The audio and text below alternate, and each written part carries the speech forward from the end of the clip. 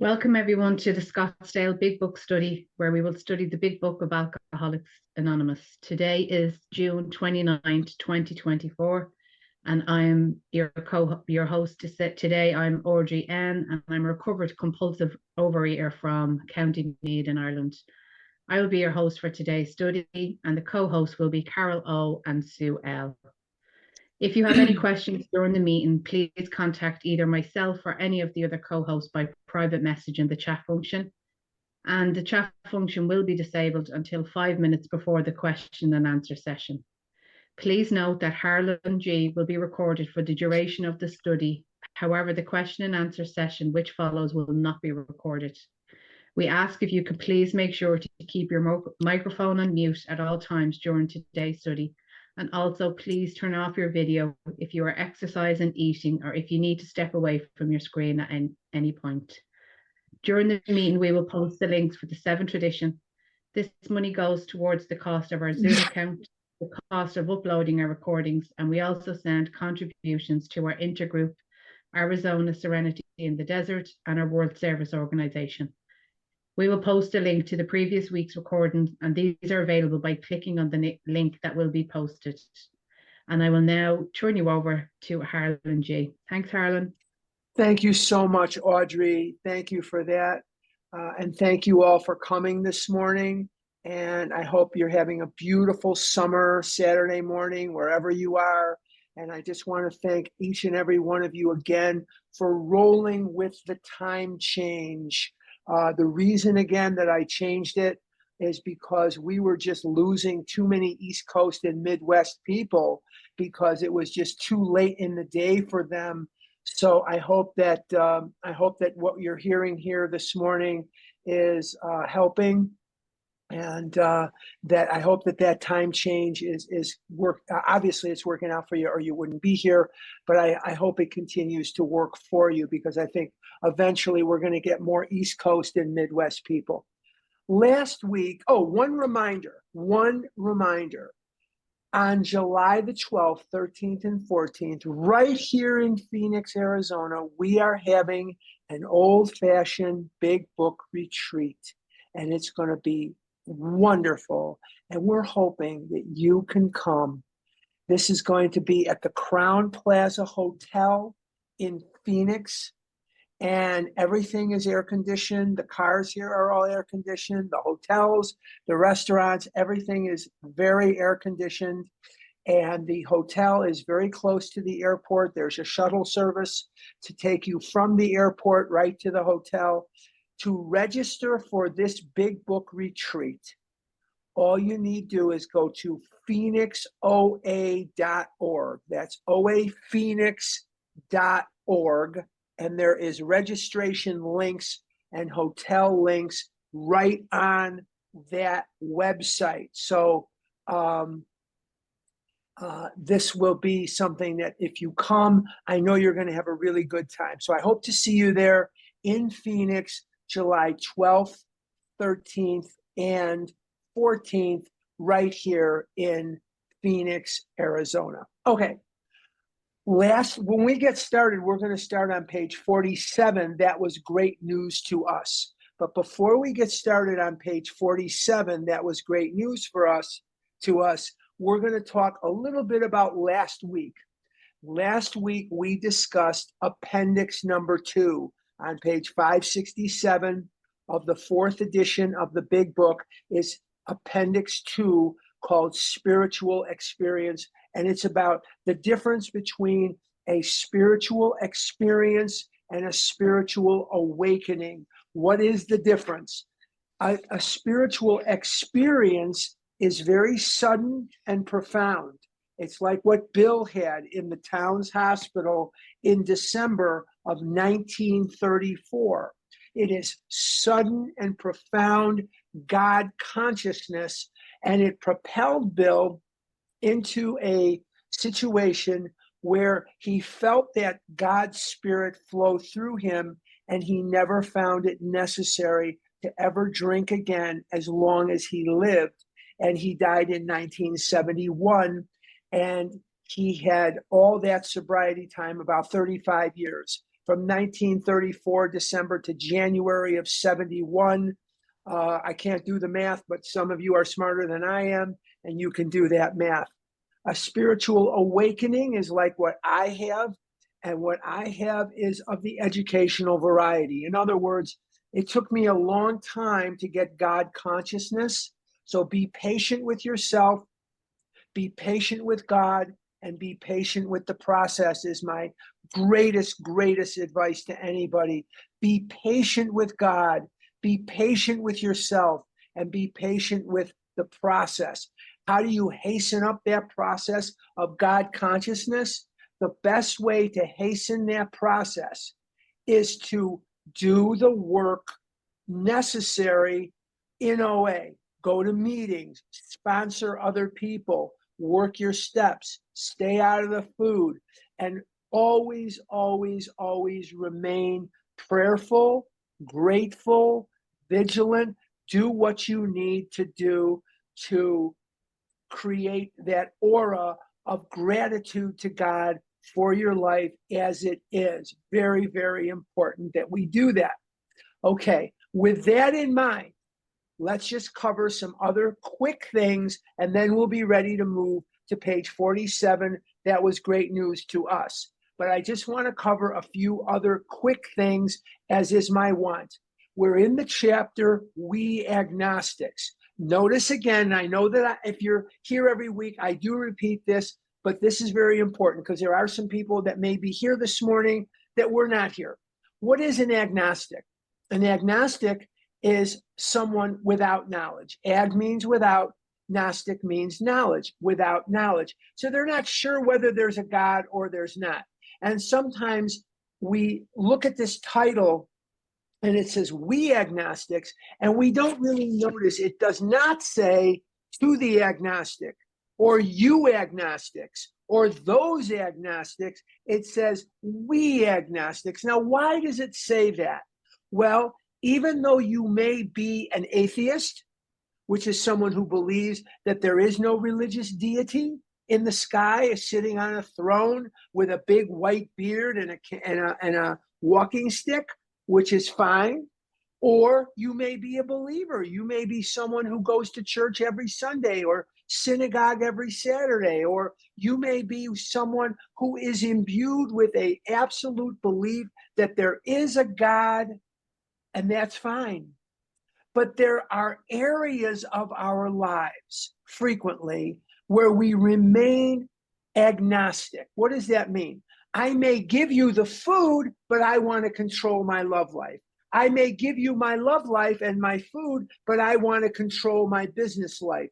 I may give you my food, and I may give you my love life, and I may give you my business life, but I want to control and hang on to not letting you intervene in my physical pain or my emotional pain or whatever that may be for you. And so when we talk about turning our will and our lives over to God, we are talking about turning our will, which is our thinking, our lives, which is our action, over to God. And we do that in steps 4 through 12. We don't turn anything over to anybody in steps 2 or 3. We turn over to God in steps 4 through 12. Now, if we hold on to certain things that we will not give to God, those are pockets of agnosticism. We agnostics. Now, also on page 45 is the thesis line of the big book of Alcoholics Anonymous. And it simply says in the thesis line, it says, well, that's exactly what this book is about. Now, the thesis line is, its main object is to enable you to find a power greater than yourself, which will solve your problem. Now, it does not say the main object of this book is to get you sober. It does not say the main object of this book is to encourage you to go to meetings. It does not say the main object of this book is to help you make outreach calls. It doesn't say those things. It says its main object is to help you find a power greater than yourself, which will solve your problem. Now, If it's the main object of this book to help me find a power greater than myself, which will solve my problem, then it must be the main object of my life. Now, here's something that you hear in OA, no matter where you go to meetings. I don't care if you go to meetings on Jupiter, Mars, Venus, or here on Earth. You are going to hear this statement made gazillions of times. Abstinence is the most important thing in my life without exception. False. False.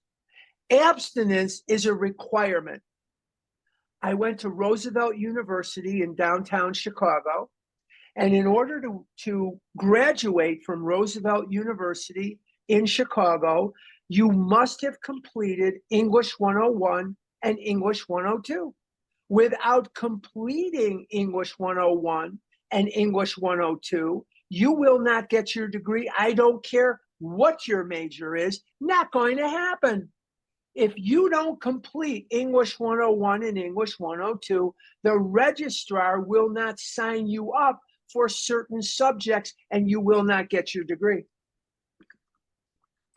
Is English 101 and English 102 the most important subjects at Roosevelt University? Clearly not. Clearly not. So abstinence is the ramp on which you get on the highway. If you're not abstinent, you're going to come to a sign that says ramp closed. Ramp closed. Because without abstinence, you are not going to have a spiritual awakening as the result of anything. Because abstinence means you are not in the food and you are feeling your feelings, you are getting in touch with your emotions, and you're growing toward God. Very important. Abstinence is not the most important thing in my life without exception. The most important thing in my life without exception is to enable me to find, not enable me, to be enabled to find a power greater than myself, which will solve my problem. What is my problem? My problem is me, my defects, my ego, my mashugana brain, When I was a little boy, I would go with my mom to maybe the doctor, or go with my mom here, go with my mom there, and I want baseball cards, and I want silly putty, and I want Cracker Jack, and I want a paddle ball, and I want a Dunkin' yo-yo, and I want all these various things. At one time on Lincoln Avenue, right near Lincoln, Western, and Lawrence in Chicago, my mother turned to me angrily and said, "Azoy gatus, my son, azoy gatus," which means it's always something with you. It's you always want something. You've got to stop. Narvid, she'd say, narvid, narvidnisht. Narvid is a Yiddish word for annoyance. It's annoying when you do that to your mother. It's annoying. Narvid means an annoyance. So I had to learn the hard way. Oh, the hard way. I had to learn to not always want something. And that's not easy for me. My ego is insatiable. I may not want silly putty. I may not want a Schwinn bicycle. I may not want a Wilson mitt, but I always want something. And that is not a way for me to live today. I can't live that way and still stay in recovery. So abstinence is the entrance ramp to the highway. And the highway, once you're on it, is the path to God. Okay? Very important. Now, we also want to remind ourselves, I do not have to be a theologian.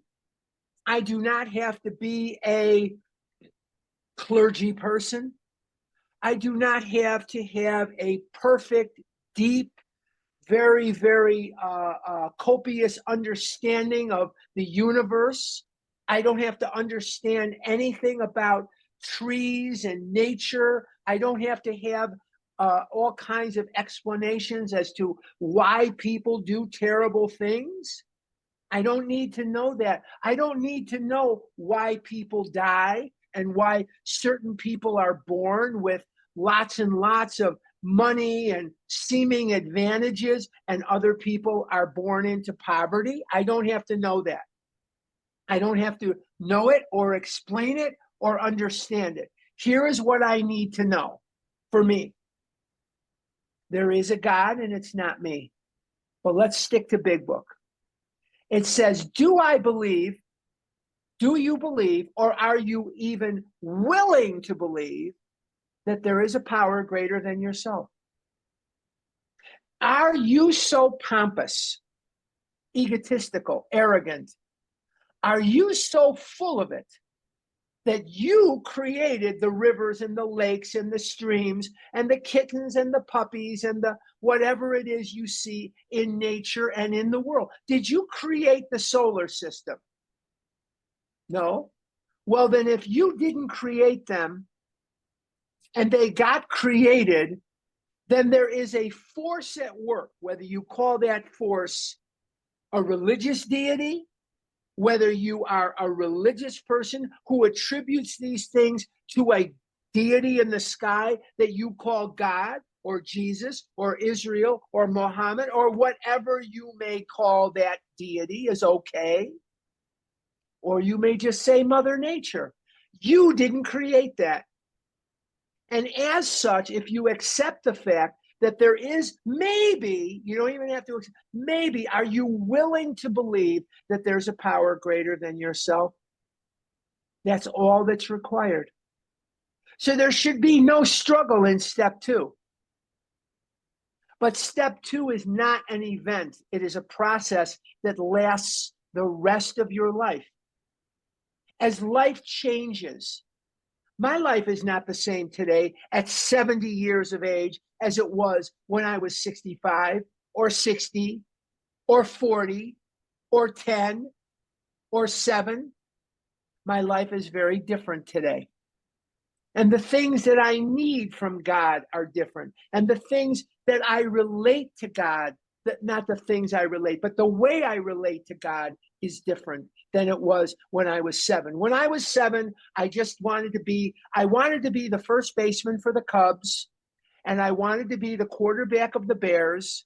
I wanted to be a 2-sport athlete, and that's what I wanted. But I wasn't willing to work toward those things, of course. The only way I worked toward those things was by eating more and more Milky Way bars than anybody in the neighborhood. And I wanted to eat more McDonald's French fries than any 5 families put together. And that didn't seem to work. So if you want to be the first baseman for the Cubs, or you want to be a left-handed reliever for the Cubs, you can't eat Milky Way bars in those numbers. Let me assure you, that probably won't work. It didn't work for me, and it probably won't work for you.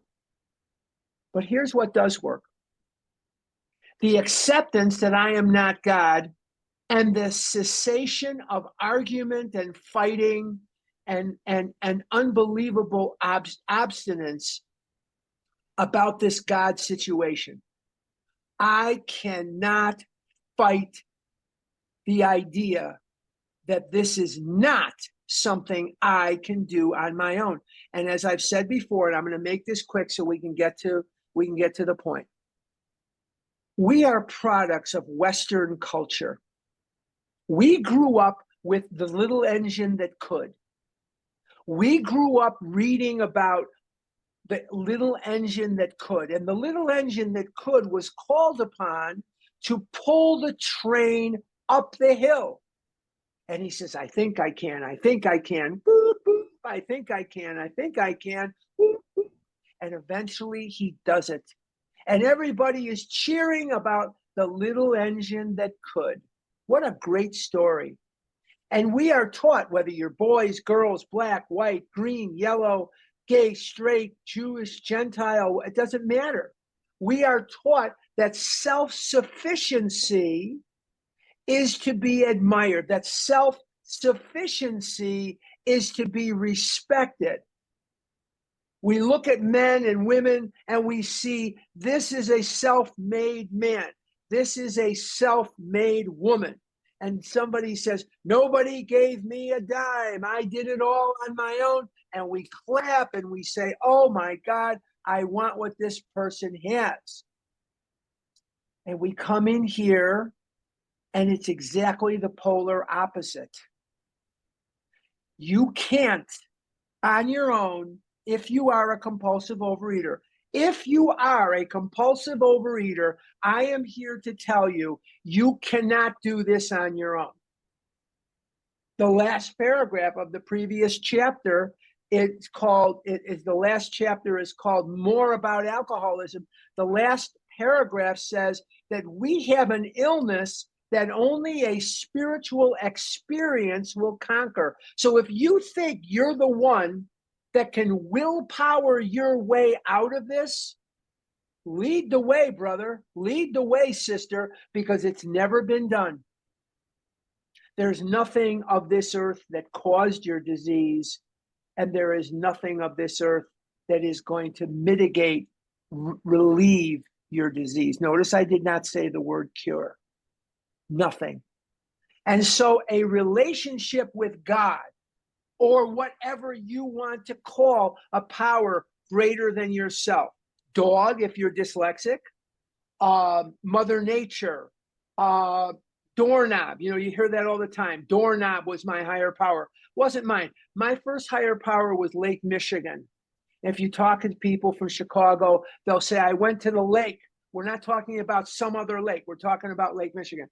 I looked at Lake Michigan, and sometimes she was violent and sometimes she was peaceful, but she was a source of water. She was a source of beauty. She was a source of our weather. She was a source of our whatever. And so she became my higher power. And I used to go downtown every day and I would see the lake on my way down. It would be on my left, on my way back, it would be on my right. And I would pray to Lake Michigan, and that's how I got started. But it didn't stay there for me. It didn't stay there for me. My relationship with God metamorphosized over time.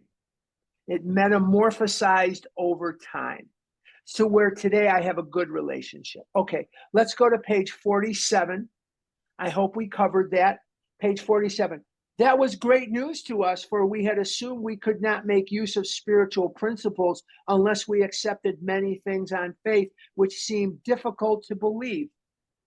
You don't have to believe anything. What you have to be willing to believe is that there's a power greater than yourself. And as long as you're willing to believe that there's a power greater than yourself, you don't have to consider, understand, or study anything else in terms of what God is and what God is not. For me, and I am strictly speaking for me, there are two things I need to know about God. Two, that's it. I don't have to know 80 things about God. I don't have to know 93 things about God. I don't. I need to know two things. Number one, there is one. And number two, it's not me. There is one, and it's not me.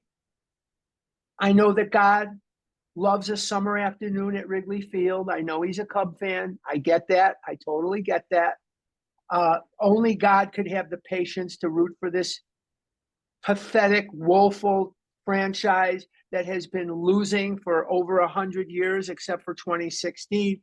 So I know that God really loves any summer afternoon at Wrigley Field, and that's where he usually goes to watch a game.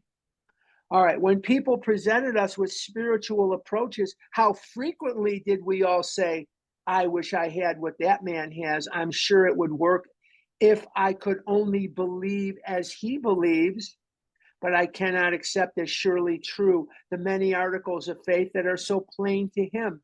So it was comforting to learn that we could commence at a simpler level. You don't have to believe as I believe, and you don't have to believe as anyone believes. You don't have to believe anything.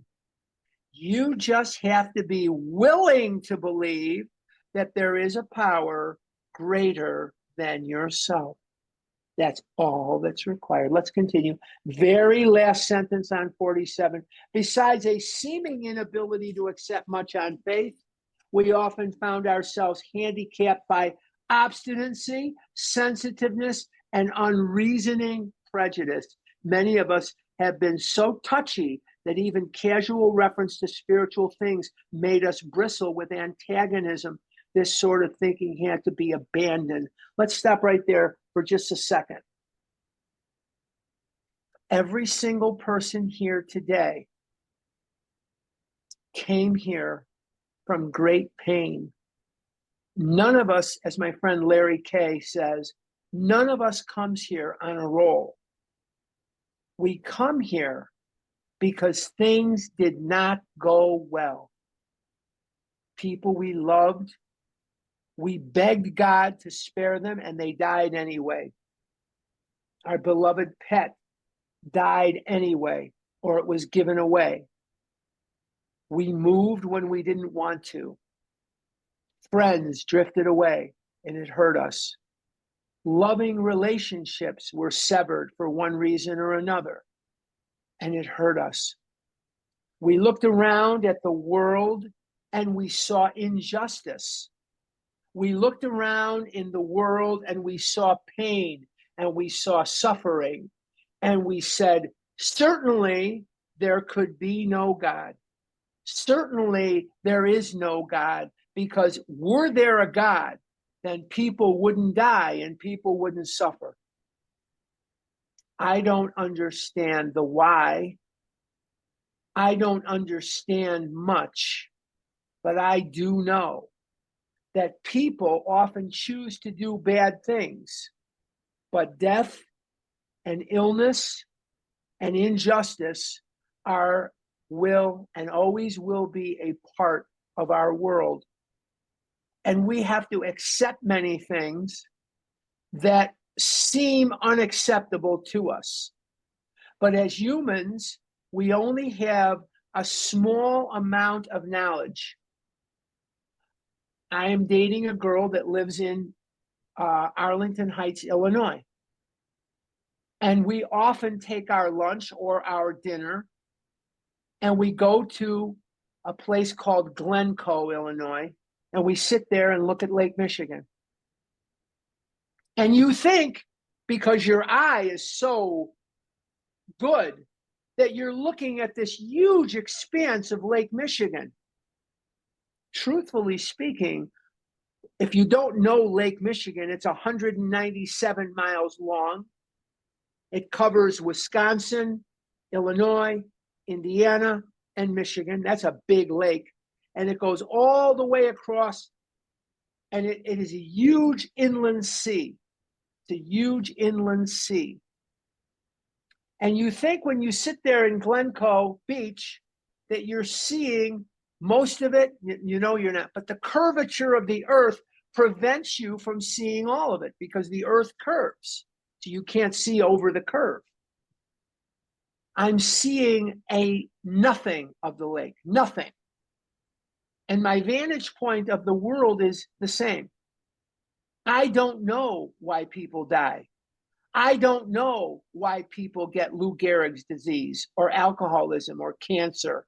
I don't know, and I don't pretend that I know. One day I too will die. One day I will be sitting in a doctor's office and that doctor will come in and say to me, Harlan, you have this, or Harlan, you have that. And I'm not going to live. I'm 70 years old. I don't have that much more time left. How much more time do you think I have left? Not that much. I'm at the end of the line here. So I don't have explanations why people do certain things. I don't. But what I do know is I have to let go and abandon this sort of thinking, or I'm not going to recover. In my family, there was much murder and mayhem in Europe when Europe was a graveyard for people like me. Much of my family was murdered. They never got a chance to live to be 70. They never got a chance to own their own home in America They never got a chance to go to Wrigley Field and see a game. They never got a chance to do many of the things that I do every day. I have freedom and safety that they did not have during their life. They were murdered. And I'm growing up with a father who's telling me every day, they're going to come and kill you one day. They hate you. And if they don't kill you, they'll kill your children. That's what they do. They hate your guts. We had a lot of injustice in this country for 400 years, chattel slavery. We had a lot of injustice in this country, the Trail of Tears. We had a lot of injustice in this country today, every day. We don't have to look at ancient history. There's injustice today. And I don't have explanations for that. But what I can tell you is, if you're not in a place of acceptance, you're going to become a casualty of that injustice. Is that the hill you want to die on? Now, I challenge you, you don't have to do it now. I challenge you to walk me through how me eating pizza is going to bring back one slave, how me eating pizza is going to bring back one survivor of the murder in Europe. I challenge you to walk me through how me eating pizza is going to rectify the injustices to Native Americans or people today. Walk me through how that's going to help anybody. And if you can successfully convince me that me eating pizza is going to make anybody better off, besides the guy that owns the pizza parlor, how that's going to make anybody better off, well, then damn it, get me extra thick crust and extra cheese. I'll be damned if Hitler is going to kill one more Jew in me. Not going to happen. Not going to happen. It's not going to happen. He doesn't get to win. He doesn't get to beat me. Not going to happen. So I have to abandon this thinking that without justice, I cannot believe. There is justice in the dictionary, and that's about the only place you'll find it. The world is unfair. The world is not fair. But for every accursed thing in the world, there is an abundant solution. I'm not the quarterback of the Bears, although I probably couldn't have done that much worse over the last years than what we had. I am not the quarterback of the Bears, and I'm not the first baseman or the left-handed pitcher for the Cubs. Probably couldn't have done much worse if I was. But the bottom line is, oh well. Let's continue. Though some of us resisted, we found that no great difficulty in casting aside such feelings. Faced with alcoholic destruction, we soon became as open-minded on spiritual matters as we tried to be on other questions. In this respect, alcohol was a great persuader. It finally beat us into a state of reasonableness. Sometimes this was a tedious process. We hope no one else will be prejudiced for as long as some of us were. There are God's children suffering from compulsive overeating. No headline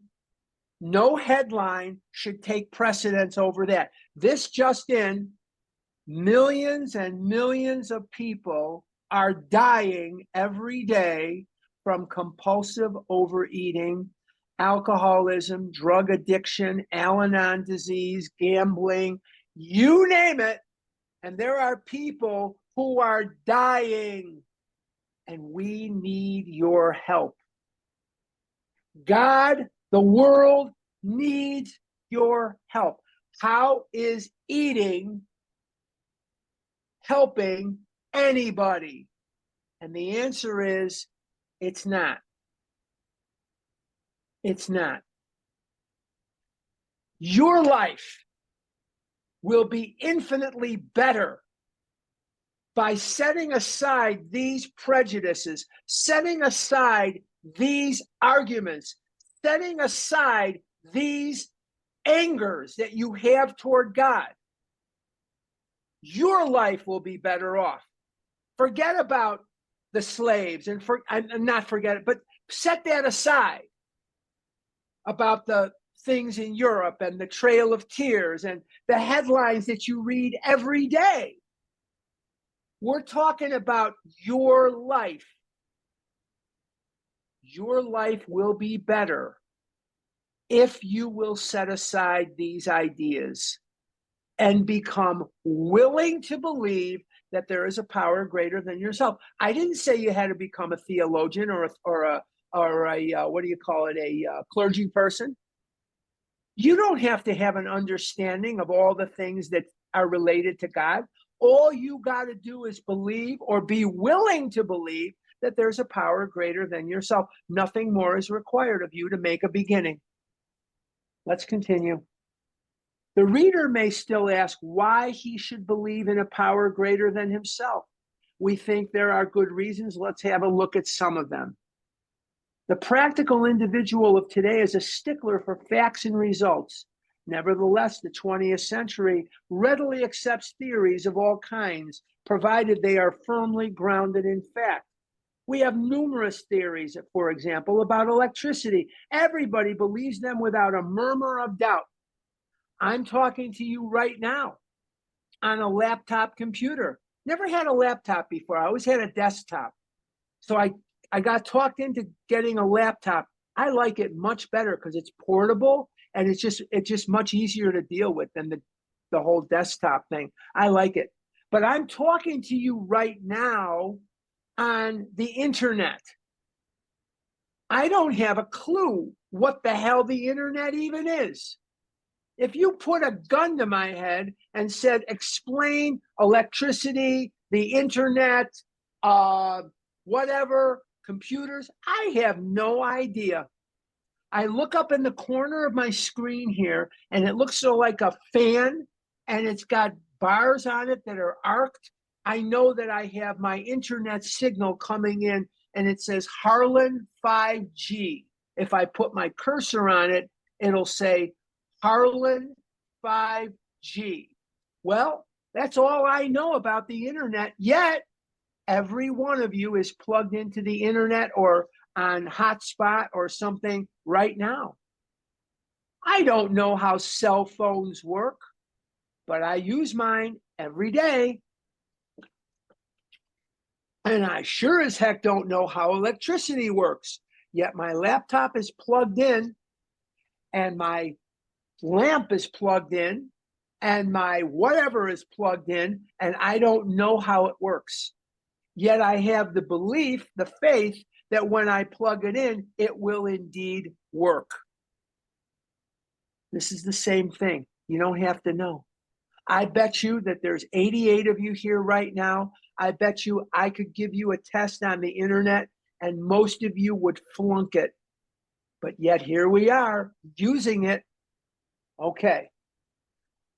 Why this ready acceptance? Simply because it is impossible to explain what we see, feel, direct, and use without a reasonable assumption as a starting point. I'm going to make an assumption here. I can't see everybody.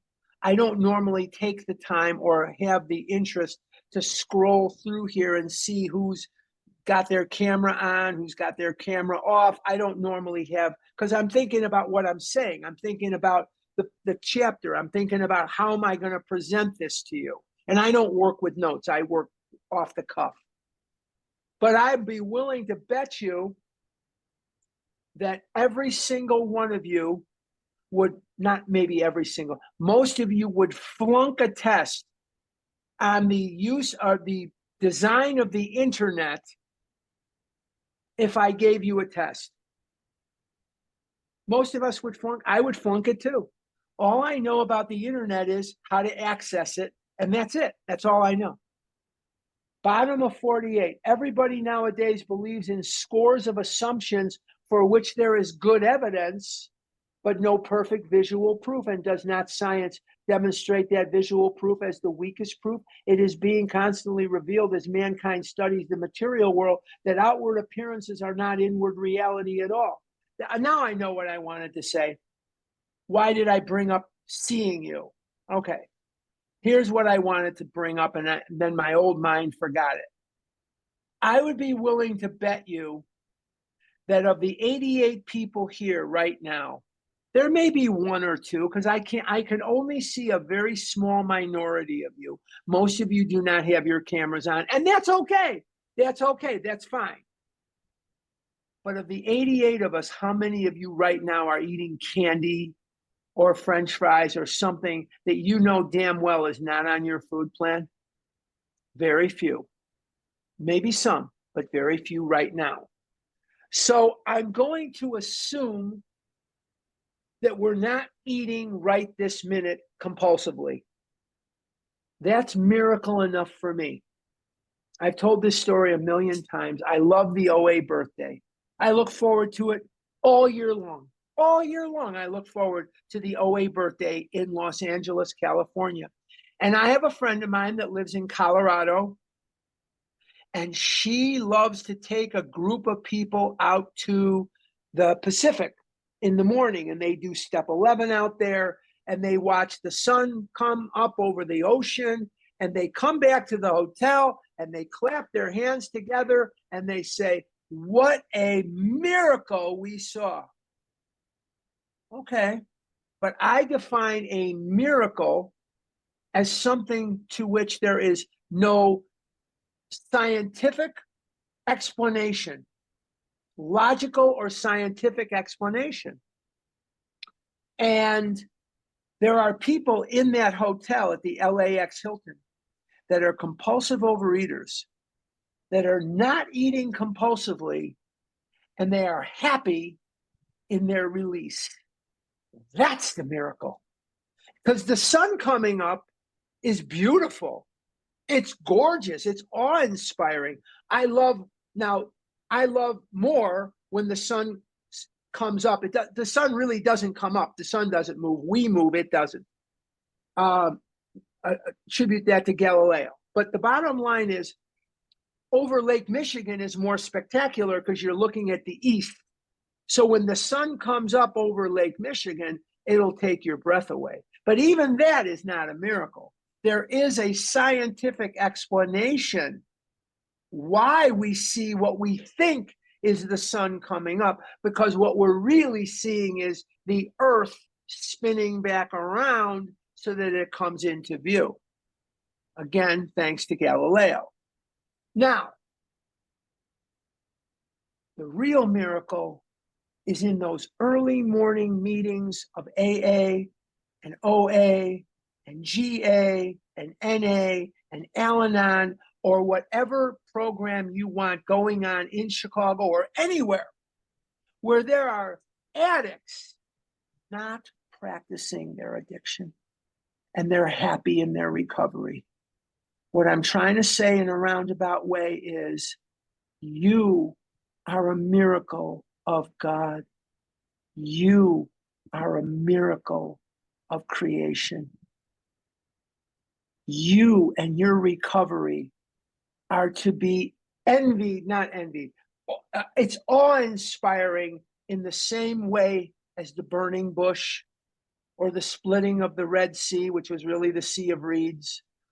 Anything you could point to at any time in life does not surpass the miracle of you not eating compulsively and being happy in your release. You are a miracle. Let's continue. Bottom of 48. The prosaic steel girder, prosaic just means simple. Prosaic steel girder is a mass of electrons whirling around each other at incredible speed. These tiny bodies are governed by precise laws, and these laws hold true throughout the material world. Science tells us so. We have no reason to doubt it. When, however, the perfectly logical assumption is suggested that underneath the material world and life as we see it, there is an all-powerful, capitalized, guiding, capitalized, creative intelligence, capitalized, because they're referring to God. Right there, our perverse streak comes to the surface, and we laboriously set out to convince ourselves it isn't so. We read wordy books and indulge in windy arguments, thinking we believe this universe needs no God to explain it. Were our contentions true, it would follow that life originated out of nothing, means nothing, and proceeds nowhere. And I don't believe that. The solar system has exactly the right amount of gravity. If the Earth's gravity were just a little bit more, the stars would converge on Earth and destroy it. But it's just perfect. And if it was a little bit less, they would float off into space. It's exactly perfect. Perfect. And so is God. It may not seem that way to our human brain. We may look at people who died, or people who committed suicide, or people who are drunk, or whatever they are, and we say, how can there be a God? Well, I don't know, but I do know this. I'm alive. I'm not eating compulsively. I walk 3 miles a day, 6 days a week. I'm healthy for a 70-year-old. I have a life that works financially. I wish I was retired, but I'm not. And I wish a lot of things. My mother was right. Azoi Gatus, my son, she said, it's always something with you. So my mother had me pegged when I was about 7 or 6. She said, Azoi Gatus, my son, it's always something with you. But you know what it's not today? I'm not fighting food. I'm not fighting food. I'm not. I'm at peace. That is a miracle. That's a miracle. Let's continue. Middle of 49. Instead of regarding ourselves as intelligent agents, spearheads of God's ever-advancing creation, we agnostics and atheists choose to believe that our human intelligence was the last word, the alpha and the omega, the beginning and end of it all. Rather vain of us, wasn't it? We who have traveled this dubious path beg you to lay aside prejudice, even against organized religion. We have learned that whatever the human frailties of various faiths may be, those faiths have given purpose and direction to millions. People of faith have a logical idea of what life is all about. Actually, we used to have no reasonable conception whatever. We used to amuse ourselves by cynically dissecting spiritual beliefs and practices when we might have observed that many spiritually minded persons of all races, colors, and creeds were demonstrating a degree of stability, happiness, and usefulness which we should have sought ourselves. How far-reaching is this book? It's all over the world. But how ahead of its time was it? To think that a bunch of white guys put together a book where several times in the book they are going to demonstrate for us that no matter what color, creed, religion, background, national origin, what have you, preference, you are welcome here. The book was printed on April the 10th, 1939. And at around that time, not long after that time, Bill Wilson and Lois lost their home. And they lived with a bunch of different people. And for a period of about 2 years, they lived in different people's living rooms and basements and whatever for a very long time. And so the meetings had to be moved from 182 Clinton Street, which Bill Wilson lost to the mortgage holder, and they had to be moved to a makeshift club that they started. And the meetings were still on Tuesday night. There were no meetings other days of the week. There were just Tuesday at that time. And Bill Wilson was not at the meeting that day, but a man came to the meeting who was African American. This is back in the 1940s. He had half of his head was blonde hair, blonde, and half of it was as you see today. And he was obviously not like them. He had a manner of dressing and carrying himself which spoke to the fact that his lifestyle was remarkably different. And they didn't know what to do with him when he came to the club. It was a rainy, miserable Tuesday night. So somebody got Bill Wilson on the phone, and they weren't sure whether they should admit him or not. And Bill Wilson came to the phone and listened to their story and said, "Is he an alcoholic?" And they said, "Are you an alcoholic?" He says, "Yes." And Bill said, "Does he want to get sober? Does he have a desire not to drink?" And they says, "Do you have a desire not to drink?" And he says, "Yes." And Bill Wilson said, "By all means, show him in. By all means, show him in." So we can overlook simple things and think to ourselves, well, that's not quite up to the standard of the Sunrise and the Pacific, or it's not quite up to this or that. But we are who we are, and we have this opportunity to recover because of little miracles like that. That no matter who you are, no matter what you are, no matter who you're not, no matter what you're not, you are welcome here. You are welcome here. That's just the start of the miracles. That's just the start. Let's continue. In our personal stories, right, you will find a wide variation in the way each teller approaches and conceives of the power which is greater than himself.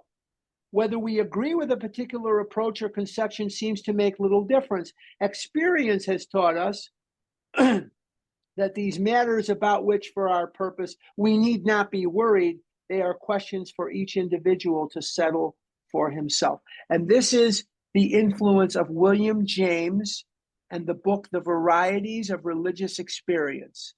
Remember, I've told you that there are 4 books that are highly influential in the big book. The first one is The Varieties of Religious Experience by William James. The second one is the Book of James in the New Testament. The third one is the Sermon on the Mount by Emmett Fox. And the fourth one is The Common Sense of Drinking by Richard Peabody. Those 4 books heavily, heavily influenced this book of Alcoholics Anonymous. Those 4 books, very heavy. So when we read the stories in the back of the book, or we're telling our story at a meeting, it's what were you like, what happened, and what are you like now? What were you like, what happened, and what you're like now? And that will tell us how you discovered God. How did you discover God? Okay, let's keep going. On one proposition, however, these men and women are strikingly agreed. Every one of them has gained access to and believes in a power greater than himself. This power has in each case accomplished the miraculous, the humanly impossible, as a celebrated American statesman put it. Let's look at the record. He's quoting Alfred E. Smith, who ran for president in 1933, I believe, against FDR. And Alfred E. Smith's slogan was, "Let's look at the record." Here are thousands, I'm at the bottom of 50. Here are thousands of men and women, worldly indeed, that flatly declare that since they have come to believe in a power greater than themselves, to take a certain attitude toward that power and to do certain simple things, there has been a revolutionary change in their way of living and thinking in the face of collapse and despair, in the face of the total failure of their human resources. In other words, my willpower. They found that a new power, peace, happiness, and sense of direction flowed into them. Because now I'm going to allow God in, because I can't, he can. This happened soon after they wholeheartedly met a few simple requirements: work in the steps and put the food down. Once confused and baffled by the seeming futility of existence, they showed the underlying reasons why they were making heavy going of life. Leaving aside the drink question, they tell why living was so unsatisfactory.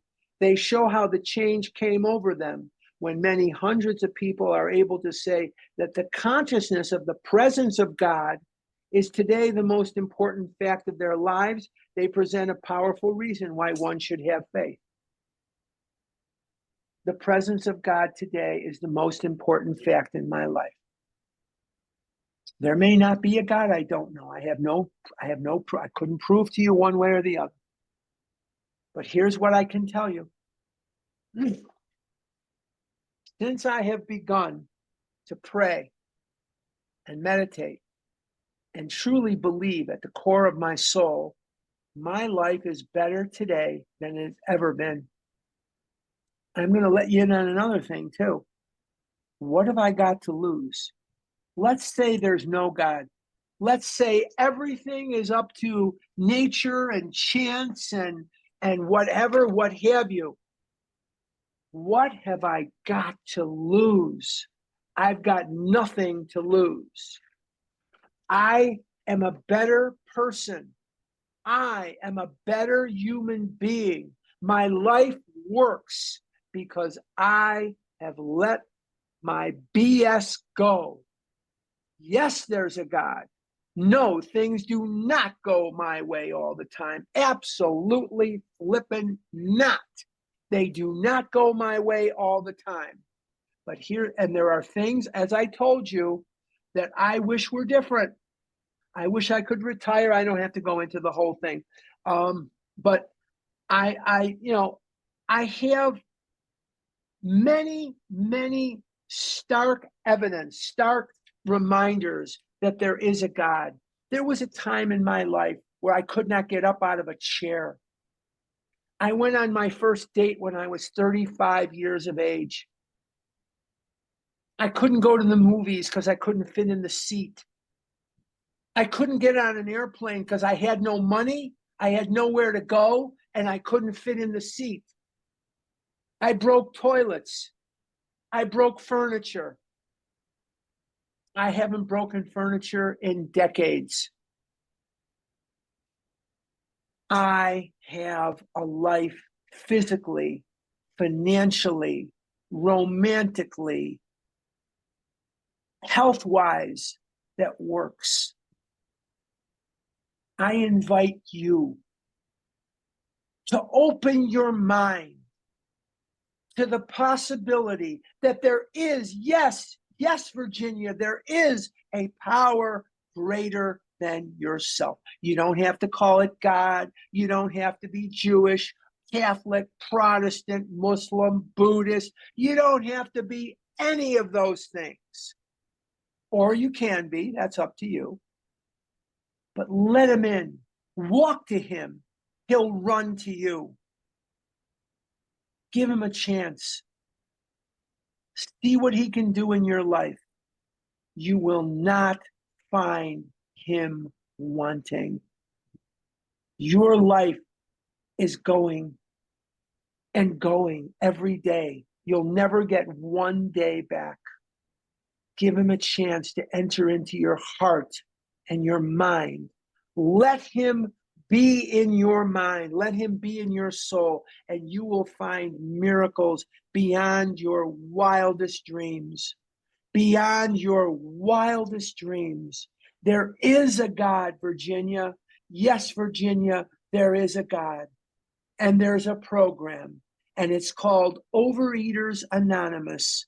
and you will be catapulted into a fourth dimension of existence, the likes of which you have never even imagined. Okay. I'm tired. That was a lot. Okay. Let's go to questions and answers. I'm going to give it back to Audrey, but before I do, I'm going to remind you again, please come to the retreat. It's 2 weeks from now. It's at the Crown Plaza Hotel, 12th, 13th, 14th of July. Crown Plaza Hotel, Phoenix, Arizona. Come on. We're a safe bunch. Come on. oaphoenix.org to register. oaphoenix.org. No math questions.